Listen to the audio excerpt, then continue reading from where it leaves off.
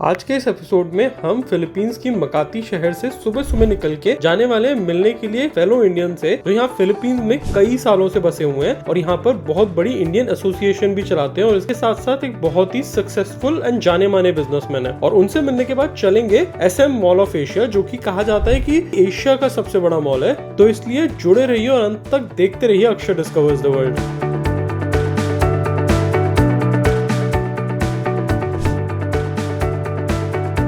तो मेरे साथ हैं विष्णु जी, विष्णु हतरमानी।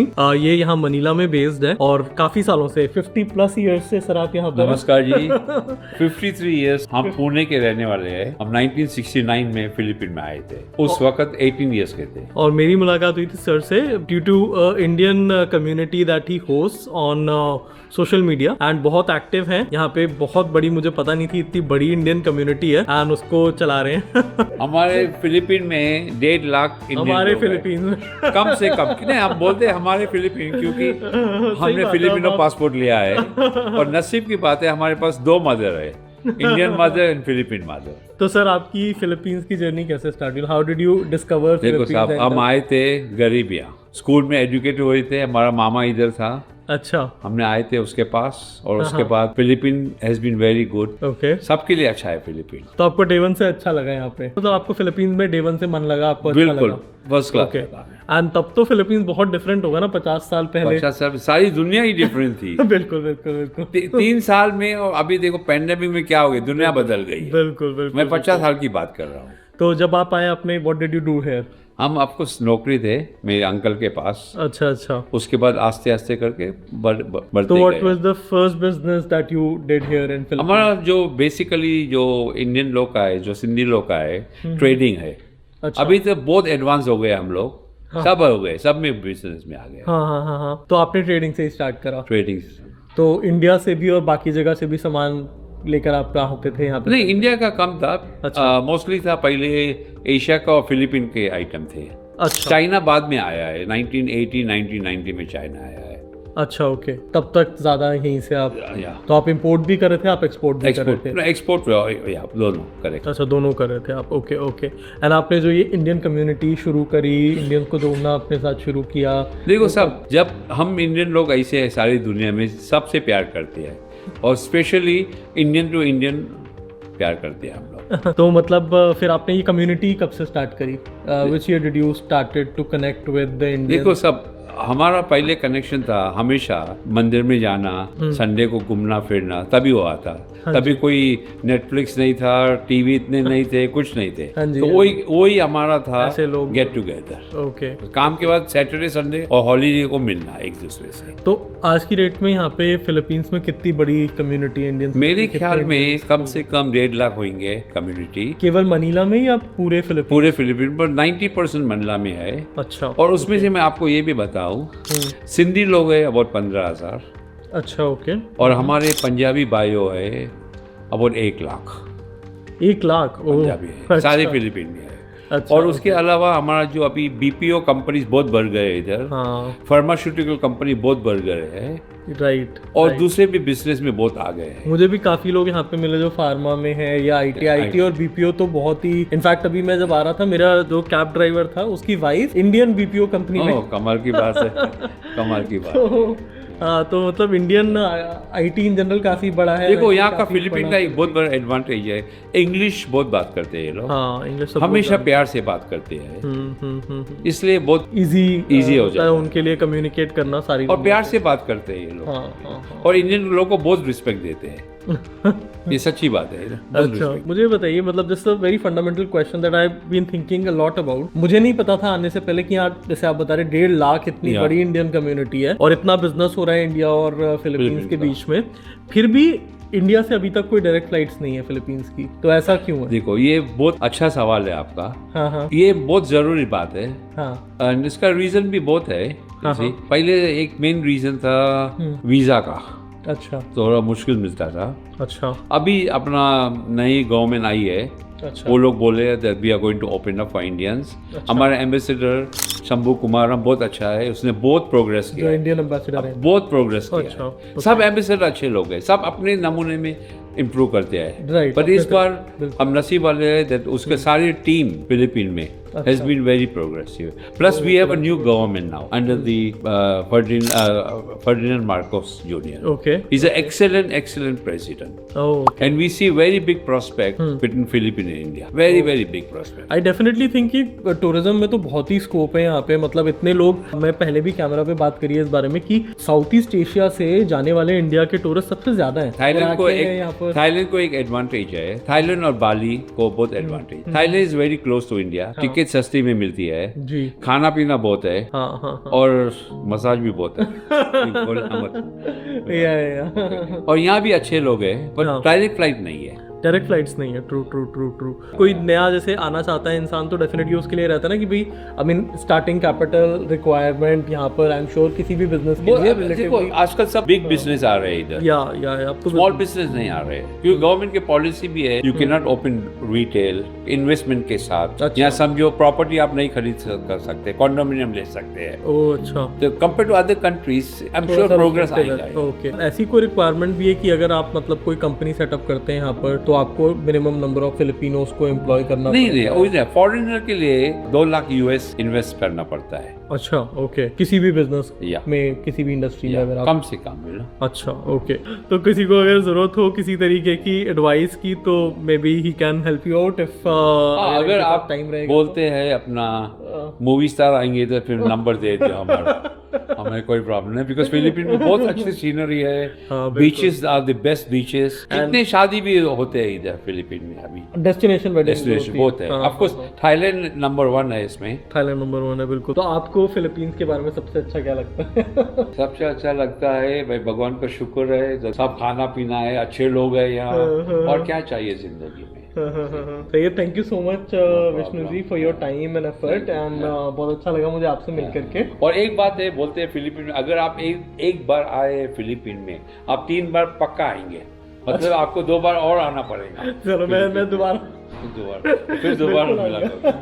विष्णु जी से मिलना अच्छा लगा, और जो इन्फॉर्मेशन उन्होंने शेयर करी वो आपके काम की हो तो डेफिनेटली वीडियो को लाइक कर दीजिएगा। नमस्कार, थैंक यू, मबुआई। वेलकम के लिए वर्ड है मबुआई यहाँ पर फिलीपींस में। तो सर ने मुझे अपना पूरा घर भी दिखाया, और घर में बनी हुई एक खास पेंटिंग है वो भी दिखाई। एक फिलिपिना ने अपने हाथ से 2-3 हफ्ते पूरा किया। ओके, आप इसको एक्सप्लेन करो। श्योर। तो विष्णु जी के घर में ये मुराल बनी हुई है पूरी दीवार पे गुरु नानक जी की, और ये एक्चुअली एक फिलिपिनो पेंटर ने बनाई है। Very beautiful.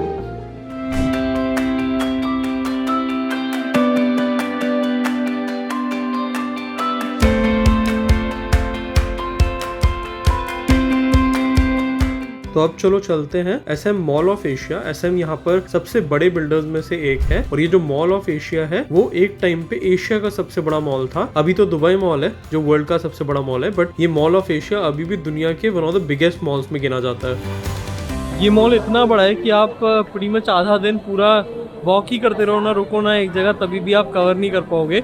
और ये एक पोर्शन है केवल मॉल का, जो शॉपिंग मॉल है, मेन मॉल। इसके अलावा एक एंटरटेनमेंट मॉल है, 3-4 बिल्डिंग्स हैं इतनी ही बड़ी, जिनमें से एक एंटरटेनमेंट मॉल है जहाँ गेम्स, सिनेमास, ये सब कुछ है। और उसके अलावा एक फुटबॉल अरेना भी है यहाँ पर, और भी बहुत कुछ है जो मुझे पता नहीं है, मैं डिस्कवर करने वाला हूँ।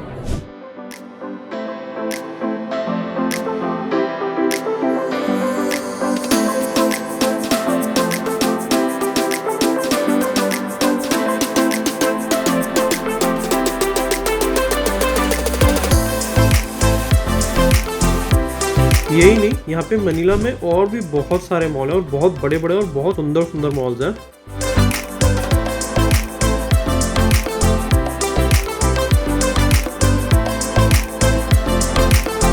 पर अभी फिलहाल टाइम हो गया है यहाँ से जाने का।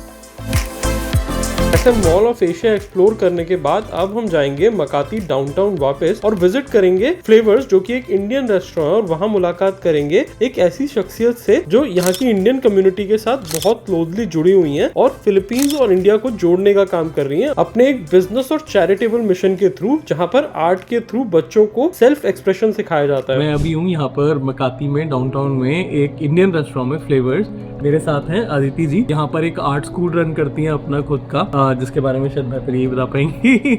काफी अलग यूनिक सा कॉन्सेप्ट है, बट मैं इनसे जानना चाहूंगा कि कैसा रहा इनका एक्सपीरियंस फिलीपींस में। How do you see this as a place of opportunities for Indians? से पहले आप मुझे बताइए कि आप मतलब how did you end up being in Philippines of all the places? Philippines was an opportunity which I got with my husband, ex-husband, and he was here with me. We came for his work. उनके काम के साथ आए थे, लेकिन ऐसे merge हुए Philippines में in this land कि लगता है this is a land of our karma and we are meant to fulfill our purpose over here. अच्छा, तो आपका मन लगा, मतलब you found it to be a really good place. हाँ जी, क्योंकि I connected very well with these people और ये लोग यहाँ पे बहुत warm और loving हैं. They accept you as a human first, then your nationality comes in. So the people out here are good, the culture is there and it's quite similar to India. तो हमें settle होने में ज़्यादा दिक्कत नहीं हुई and that's why we are here for such a long time. अच्छा, तो when did you actually come here? How many years back? We came here in 2009 and I come from, originally I'm from Lucknow, married into a family in Delhi. Achha. And I was working with Modern School Vasant Pehar earlier as a primary teacher. And hence moving here, interacting with children here. Okay. Being a community and a society of Filipinos where there are a lot of single mothers taking care of children. Kids were something of a very common interest, जो back in India भी था, यहाँ भी था, so I just ended up mingling with them and interacting with them a lot. So when did you start, this initiative, Sprout जो है आपका, जो art school है? Actually been an artist since childhood and कोशिश यही रही है कि मैं प्रैक्टिस कर सकूँ. So जब मैं when I got an opportunity over here, my own kids used to go to school. I got some time to myself and I started practicing and getting back to arts. Did my first exhibition in Cebu in 2014. And after that, something in me told that there is a need over here of a real open-minded structure of art curriculum and creativity, which is a requirement of every human being, whether in Philippines, India, or all across the world. And what is something that think is unique in Philippines that you like a lot here, and unfortunately it's not really present in India? Here people are more kind comparatively, very helpful when it comes to your basic needs. Crime is very low over here, especially in the areas. If you are like well-to-do, you won't find any nook and corner of the city fights are just zero, next to zero happening on the streets, which I feel that it's a much more peaceful community. मुझे बस एक ही problem लगी Philippines में, at least मेरे experience में, that is I think food यहाँ पे थोड़ा सा इंडियन फूड उतना रेडली अवेलेबल नहीं है. बहुत कम रेस्टोरेंट्स है relatively, and maybe for somebody it can be an opportunity as well जो कोई बिजनेस रेस्टोरेंट में सेटअप करना चाहे. बट फूड अवेलेबिलिटी इंडियन बहुत कम है, और जो फिलिपिनो फूड है वो थोड़ा सा मतलब I think Indian taste buds के हिसाब से भी उतना उसम नहीं है. And more importantly is more into, at least this is what I saw, more into pork and beef primarily. Chicken भी बहुत कम है, let alone vegetarian food. Yes, that's more into beef and pork. Cooking Indian food and getting that is a little challenging here, although there are quite a few restaurants. मेरे ख्याल यहाँ पे नीचे ही एक grocery store भी है. Yes, so there are few grocery stores. आपकी opinion में what is something that India can learn from Philippines? India needs to chill out a little more. People need to balance their life versus their work, because वहाँ पे work करो लेकिन ये मत भूलो कि आप इंसान हो और आपकी भी एक life है. अगर उसी ज़िंदगी में आप work और अपने वजूद को balance out नहीं करोगे, खाली पैसा और काम में अपना दिमाग लगाते रहोगे, तो ज़िंदगी सक्सेसफुल नहीं होगी. फिलीपींस का टैगलाइन है ना कि it's more fun in the Philippines. It's more fun in the Philippines. Yeah, it's more fun here because one, it's a tourist destination, but यहाँ पे if you see बहुत Indians आते हैं, फिर वो यहीं पे सेटल होना चाहते हैं. I'm one of them, and the reason is because the people out here are very kind and very nice. I think India जैसा ही है ना, मतलब there are super rich people, there is decent middle class, and then there are a lot of poor people. है बहुत poverty is very high over here also, लेकिन वो poverty भी life को cherish कर रही है, and that's why they say it's more fun in the Philippines. Okay, thank you for your time, thanks a lot. तो आज के लिए बस इतना ही। अगले एपिसोड में हम एक और मजेदार इंडियन के साथ मिलेंगे और उनके साथ घूमेंगे सिटी की कुछ ऐसी साइट्स जो खुद से ढूंढ पाना तो बहुत मुश्किल था, स्पेशली सिख गुरुद्वारा। जी हाँ, यहाँ पे बहुत ही बड़ी सिख कम्युनिटी भी है और हम जाने वाले हैं बहुत ही सुंदर से गुरुद्वारे और देखेंगे मनीला शहर का एक ऐसा हिस्सा जो आपको देख के लगेगा कि शायद ये यूरोप है। तो जुड़े रहिए और देखते रहिए अक्षर डिस्कवर्स द वर्ल्ड।